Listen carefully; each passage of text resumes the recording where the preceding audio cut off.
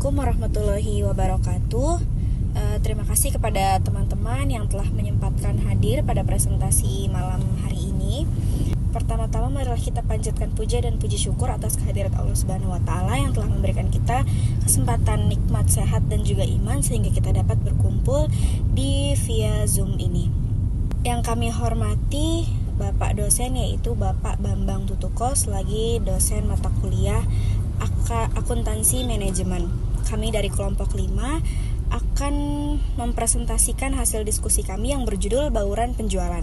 Saya Astri Widyastuti selaku moderator dan saya ditemani oleh rekan-rekan saya yaitu ada Tania, Rahmah dan juga Selvi. Oke, baik, langsung masuk ke materi yang pertama akan dijelaskan oleh rekan saya Selvi. Waktu dan tempat dipersilakan. Oke, terima kasih. Saya akan menjelaskan apa itu bauran penjualan. Kemudiannya mendefinisikan bauran penjualan atau sales pitch sebagai komposisi atau komposisi relatif dari berbagai jenis produk yang dijual oleh suatu perusahaan terhadap total penjualan secara keseluruhan. Dan perusahaan yang menjual lebih dari satu produk, keputusan mengenai produk mana yang harus ditingkatkan dan produk mana yang harus dikurangi sangat menentukan profitabilitas. Oleh karena itu, analisis bauran penjualan bukan sekadar melihat volume, tetapi lebih pada kontribusi terhadap laba dari setiap produk dalam bauran tersebut. Lalu ada cara menganalisis dan mengelola bauran penjualan. Mulyadi menyarankan pendekatan berbasis margin kontribusi untuk menganalisis bauran penjualan. Langkah-langkah dan konsep kuncinya itu yang pertama ada menghitung margin kontribusi per unit. Langkah pertama adalah menghitung kontribusi setiap produk terhadap penutupan biaya tetap dan laba. Margin kontribusi per unit yaitu sama dengan harga jual per unit dikali biaya variabel per unit. Yang kedua, menentukan proporsi bauran penjualan. Proporsi ini bisa dinyatakan dalam unit atau kuantitas atau dalam nilai penjualan rupiah.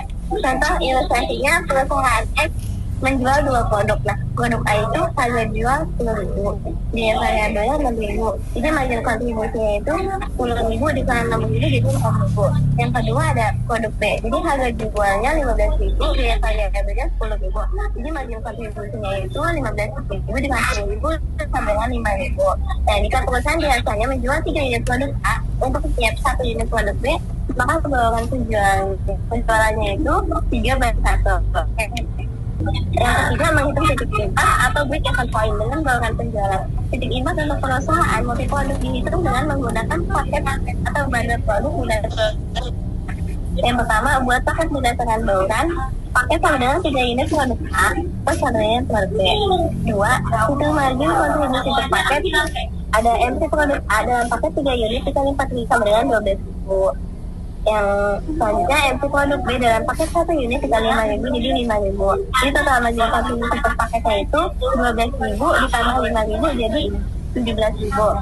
Nah, yang ketiga ada hitung jumlah paket untuk mencapai titik impas. Dan titik impas dalam paket total biaya tetap dibagi MC per paket.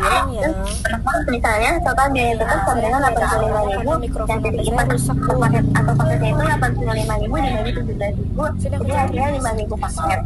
Yang keempat, untuk mengalokasikan ke dalam unit produk ya, produk A 5.000 paket dikali 3 unit per paket sama dengan 15.000 jadi 5.000 dikali 3 sama dengan 15.000. Yang produk B 5.000 dikali 1 unit sama dengan 5.000. Naik analisis bauran penjualan. Analisis bauran penjualan sangat krusial bagi manajemen karena setiap produk biasanya memiliki harga jual, biaya, dan kontribusi laba atau margin yang berbeda-beda. Perubahan dalam komposisi penjualan produk-produk ini akan langsung berdampak pada laba keseluruhan perusahaan. Dengan menganalisis bauran penjualan, manajemen dapat mengidentifikasi produk yang paling dan paling tidak menguntungkan. Kedua, mengambil keputusan strategis untuk pemasaran, produksi, dan pengembangan produk. Yang ketiga, menyusun anggaran penjualan yang lebih realistis dan menguntungkan. Yang keempat, mengalokasikan sumber daya atau seperti daya iklan dan tenaga penjualan secara lebih efektif kepada produk-produk dengan kontribusi laba tertinggi. Selanjutnya akan dijelaskan oleh Tania Putri. Baik, terima kasih Selvi. Selanjutnya ada peran dan pentingnya bauran penjualan dalam analisis CFP atau Cost Volume Profit. Konsep bauran penjualan menjadi elemen kunci dalam analisis CFP. Untuk perusahaan multiproduk, Mulyadi menekankan bahwa titik impas atau break-even point dan target laba suatu perusahaan sangat dipengaruhi oleh komposisi penjualan berbagai produknya. Yang pertama ada perusahaan single produk. Analisis CFP relatif sederhana karena hanya berhubungan dengan satu margin kontribusi. Yang kedua ada perusahaan multiproduk. Analisis CFP menjadi kompleks karena setiap produk memiliki harga jual, biaya variabel, dan margin kontribusi yang berbeda-beda. Oleh karena itu, titik impas total perusahaan bergantung pada asumsi tentang bagaimana produk-produk ini tercampur atau mix dalam penjualan. Selanjutnya ada tujuan bauran penjualan. Yang pertama mengetahui kontribusi tiap produk terhadap total penjualan. Perusahaan dapat menganalisis seberapa besar setiap produk kontribusi terhadap total pendapatan. Hal ini membantu dalam mengidentifikasikan produk yang paling laris atau best seller atau yang paling menguntungkan.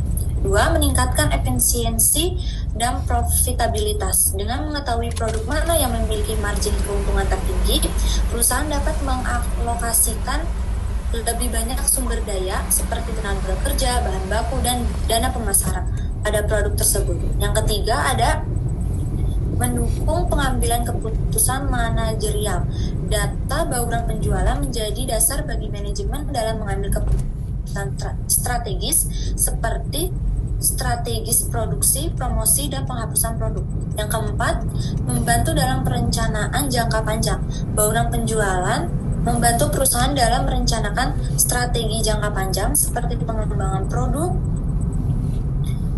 dan alokasi sumber daya. Selanjutnya ada manfaat bauran penjualan. Yang pertama ada memaksimalkan profitabilitas laba.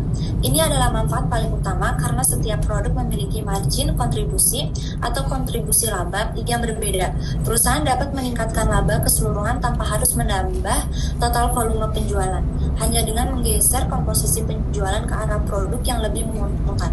2. Pengambilan keputusan strategis yang lebih baik. Strategis harga menentukan produk mana yang bisa diberi diskon tanpa terlalu merugikan laba atau produk mana yang harus dipertahankan harganya. 2. Pengembangan produk. Memutuskan untuk berinvestasi dalam pengembangan produk yang memiliki margin dan permintaan tinggi atau mempertimbangkan untuk menghentikan produk yang marginnya rendah dan sulit dijual. Yang ketiga, alokasi sumber daya, menentukan bagaimana mengalokasikan anggaran pemasaran, tenaga penjual, dan ruang etalase pada produk-produk yang memberikan dampak laba terbesar.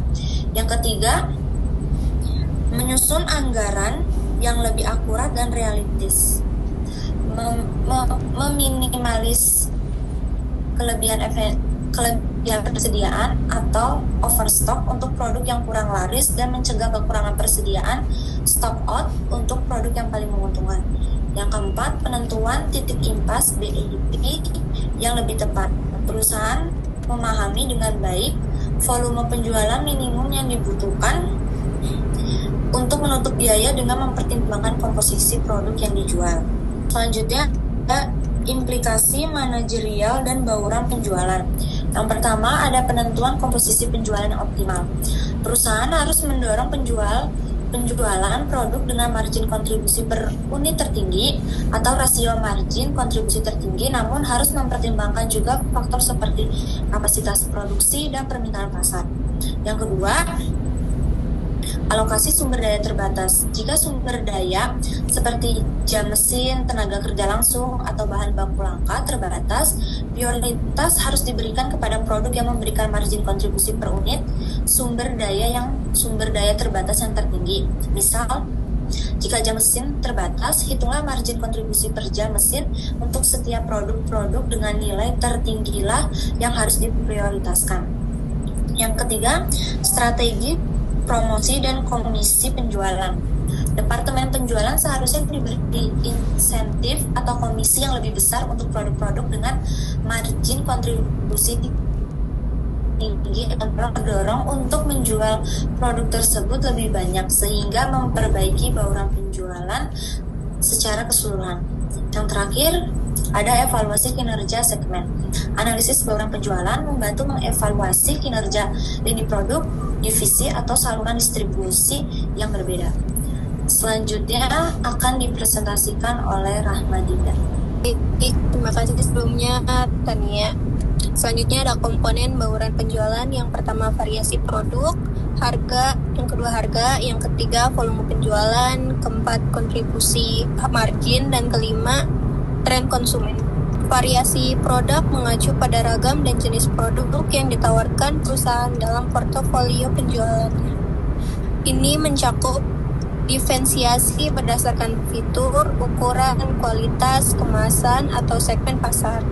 Aspek penting merupakan kedalaman produk, lebar produk, dan konsistensi. Kedua, harga merupakan nilai moneter yang ditetapkan untuk setiap produk atau jasa yang mencerminkan positioning di pasar dan memengaruhi persepsi konsumen. Strategi menetapkan harga merupakan cost-based pricing, value-based pricing, composition-based pricing, dan psychological pricing. Yang ketiga, volume. Penjualan adalah jumlah unit yang untuk dalam periode tertentu. Ini mengukur kinerja penjualan dalam bentuk kuantitas. Analisis volume penjualan merupakan tren analisis produk performance dan seasonal pattern. Unit produk ini menunjukkan kontribusi setiap produk terhadap penutupan biaya tetap dan pembentukan laba. Jenis biaya dalam perhitungan biaya variabel dan biaya tetap. Yang kelima, tren konsumen adalah pola perilaku, preferensi, dan kebutuhan konsumen yang berkembang dalam pasar. Ini mencakup perubahan dalam gaya hidup, nilai-nilai, dan ekspektasi konsumen. Jenis-jenis itu ada tren jangka pendek, jangka. Selanjutnya, faktor pengaruh bauran penjualan. Yang internal perusahaan, yang kedua faktor eksternal, yang ketiga faktor ekonomi makro, yang keempat faktor strategis perusahaan, dan kelima faktor akuntansi dan keuangan, terakhir faktor operasional. Dalam faktor internal perusahaan ada tiga. Yang pertama, kapasitas produk merupakan faktor pembatas atau constraints utama yang mempengaruhi bauran penjualan. Perusahaan harus menganalisis kapasitas mesin, tenaga kerja. Yang kedua, ketersediaan bahan baku. Kelangkaan bahan baku dapat memaksa perusahaan mengubah bauran penjualan. Perusahaan perlu melakukan analisis biaya relevan untuk menentukan produk mana dibutuhkan dalam ketasan bahan baku.